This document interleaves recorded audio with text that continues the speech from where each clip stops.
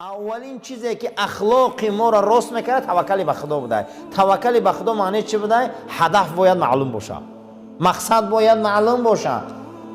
ای خفوی رزق یکی از اعمالهای رذیله که خدا او دعا را قبول نمیکرده، آدم در کنج خانه شینه و دعا کنه که من خدا رزق دهیم.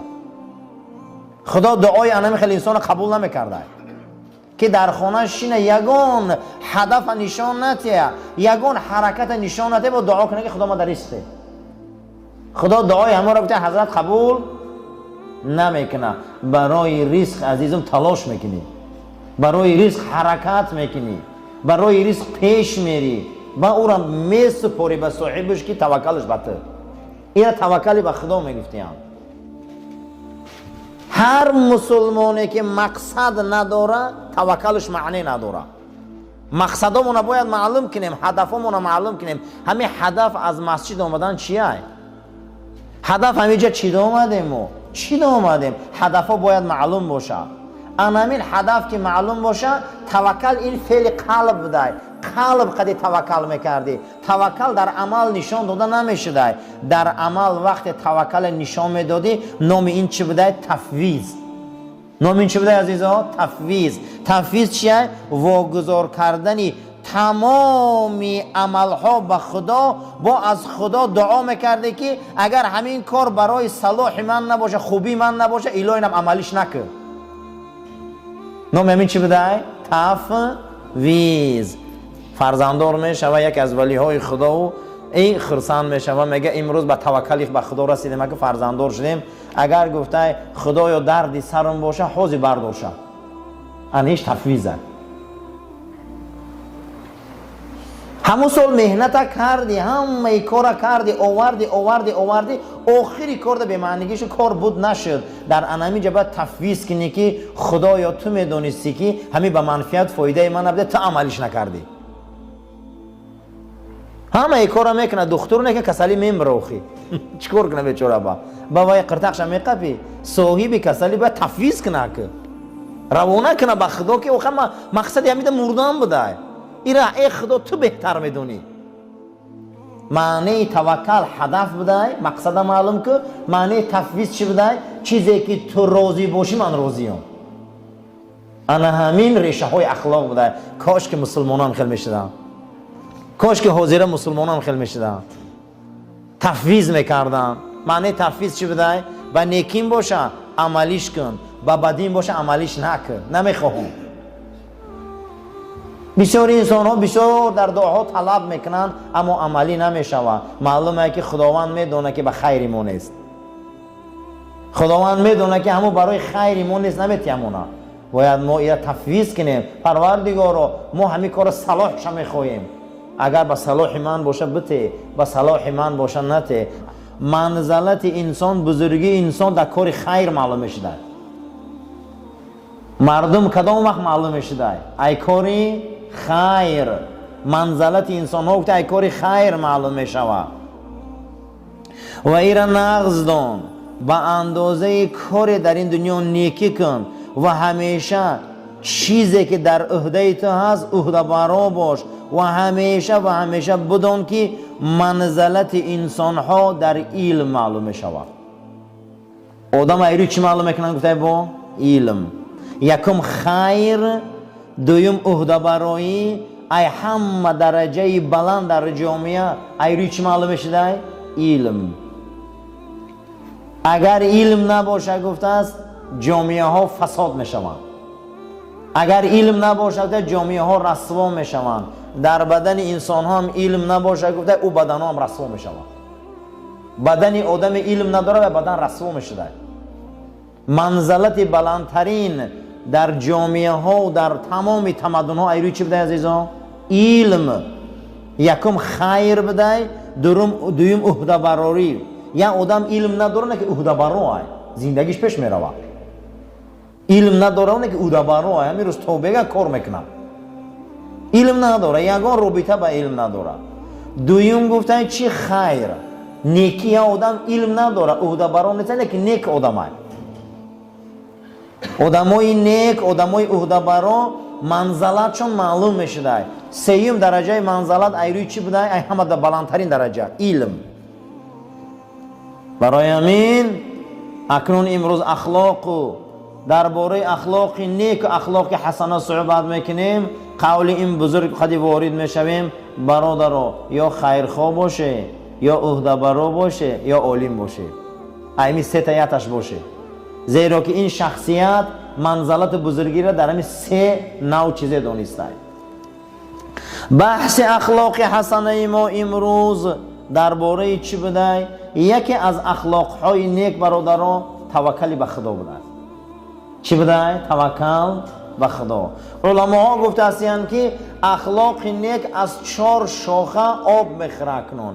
یکمش توکل به خدا بوده، دویمش تفویض بوده، سیمش تسلیم بوده، چهارمش رضایت. توکل چیه؟ توکل ریشه اخلاق حسنه بوده. تیانده کیه؟ گیرنده کیه؟ مورا کی رزق داد؟ کی سلامتی میتیه؟ این پول مولا کی داد؟ از خرج کردن شما میترسی. باید توکل به کی داشته باشی؟ به خدا. بعد از او حضرت علی کرم الله وجهه را پرسیدن که توکل چیه؟ حضرت برای ما گفت، گم بزن، گفته توکل بر خدا این هدفه. چی بوده عزیزان؟ هدف. هدف چی را میگن؟ مقصد. اگر شما کمانزن دیدگی باشه مقصدی همه کجا رو میزنن؟ هر یک تیما باید مقصد داشته باشیم. انا میره توکلی به خدا میگفت هستیم. گفته یعنی مثل رزق، لیکن توکل بر خدا گفته حضرت علی کاری چیه؟ کاری قلبه. گفته این در عمل نشان داده نمیشود. توکل به خدا در کجای آدم میشود؟ در قلب آدم. بعد از او پرسیدن چگونه؟ گفته مثل دهقان یوغ اسپار میگیره، زمین چپه میکنه، دانه را میپرتویه، بعد از او را جویک میکشه، او را میمونه، وای باران میباره، آب وای میبیایه، او سال خشکی میبیایه، سال تر میبیایه، حاصلی وای چی میشوه؟ انا امین همش اگر به خدا پرتوی توکل بوده. طهارت میکنی، میبیایی در صف میشینی، نماز شما میخونی، با او را توکل میکنی، قبول میشوه یا نمیشوه. انا می توکل بوده. در حضور نبی کریم صلی الله علیه و سلم در یکی از غزوه‌ها صحابه ها شترها را سرهوی کردن. بعد از او پیغمبر گفت که آخه شتراتون نقطه نکرده؟ گفتن توکلش به خدا. گفتن نه بیاری نقطه کنه با توکلش به خدا. عزیزم توکل به خدا این با کفر بوده. خیلی گپم یگان کار نمیکنی توکل به خدا. حضرت علی گفته که توکل به خدا هدفه. چی بوده؟ هدف. مقصد باید معلوم باشه. مقصد معلوم نباشه این خیلی توکل هم کفر بوده. حاضی بیاریو در همه بیرون ماشین تا مانی دویم لینی را محکم کنی و بیاین ماشین تا بگویی توکلش به خدا گیرن برانش. نه عزیزم بوده جای نغز نمیمونی، خشکو میکنی، مقصد تا معلوم میکنی، میبینی به تشویش میشنی و توکل به خدا. ابن خلدون یکی از بزرگترین جامعه شناسای عالم اسلام.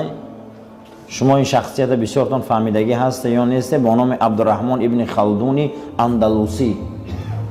این اصلا این شخصیت حنبلی مذهب، بسیار شخصیت بزرگ، متفکر، جامعه شناس، عالم بزرگ، مؤرخ، کتاب دارن با نام مقدمه ابن خلدون.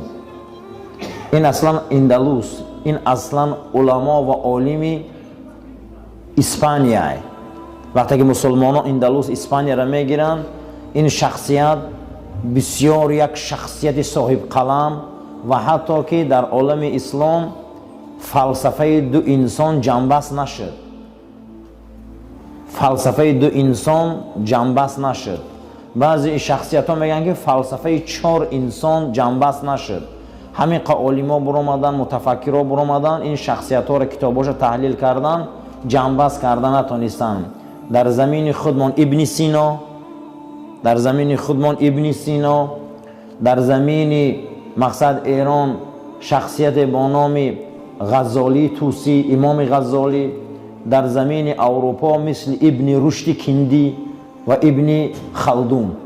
این شخصیت ها را ба дараҷаи уламои бузурганд ки на ин ки фақат олами ислом, масеҳияту яҳудият ғайри мусулмонҳо ҳам ба тамоми санъатош эътирофшон карданд дар илм ва дар илм инҳоро чӣ кор карданд?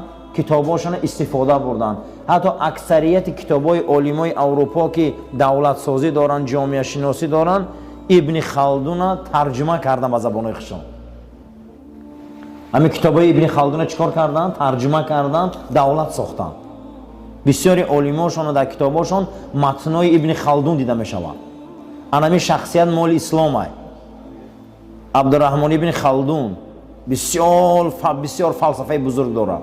ҷомеашинос, табиб, муаррих, муфассир, муҳаддис, шахсияти ҷаҳонгаштаи олами ислом мега: эй мардум, дар китобаш бидонед ки ҳар ки аз сухани нораво дар бораи худаш нороҳат шава, вай инсон хиратманд нест.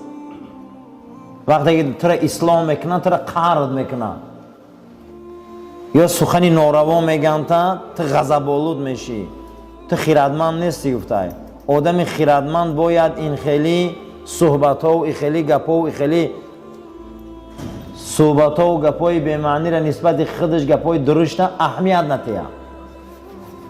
ҷакиши санг ҳеҷ кам накунад ризқи гадоро. яъне имрӯз ҳам хеле ҷомеа шуда гуфта, ҳар хел инсон ҳарчи гуфтан мегира.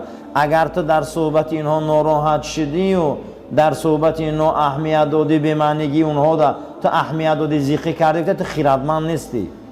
эй мардум, тер аҳамият натеҳ. мардум ҳарчи гуфтан мегира, шумо кортонда давом теҳ. ва ҳар касе ки таърифи нодона ва таърифе ки мекунаша, тавсифе ки мекунаша хирсанд шава, ин одам ҳеҷ маҳал ҳаким шуда наметавонад. ҳеҷ маҳали инсон дараҷаи болои илм дар намереса ки дар таъриф мадҳу санои худаш таърифи ҳамин мардум хирсанд шава. ҳамин таъриф мкунан гуфта хирсанд мешава, ин одамо ҳаким нестанд гуфта.